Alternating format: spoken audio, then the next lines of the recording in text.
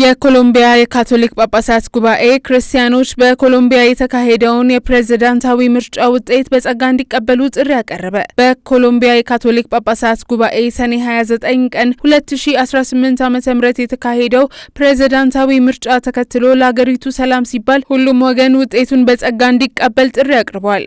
ጳጳሳቱ ሰኔ 18 ቀን 2018 ዓ.ም ባወጡት የ121ኛው ጠቅላላ ጉባኤ መግለጫ የኮሎምቢያ ሕዝብ በምርጫው ያሳየውን ጠንካራና ሰላማዊ ተሳትፎ እንዳደነቁ ገልጸው ይህም የዲሞክራሲ ብስለት እንዲሁም ለተቋማት ያለውን አክብሮትና እውቅና በግልጽ ያሳየ እንደሆነ ገልጸዋል።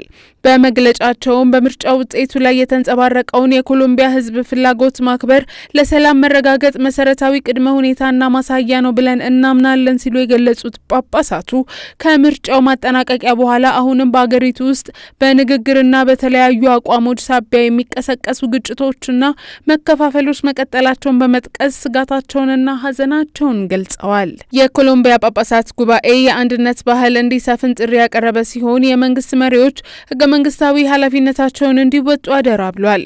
ጳጳሳቱ የመንግስት ኃላፊነት አንድነትን ለመጠበቅና ለማጎልበት በእውነትና በፍትህ ላይ የተመሰረተ የጋራ ጥቅምን ለማሳደግ እንዲሁም ቀደም ሲል የተገነቡትንና እንደ ቅርስም ሆነ እንደ ኃላፊነት የተረከቧቸውን እሴቶች ሳይዘነጉ ሁላችንንም የሚያካትት አገራዊ ፕሮጀክት ለመቅረጽ መስራትን የሚያካትት መሆን እንደሚገባው በመግለጫቸው አመላክተዋል።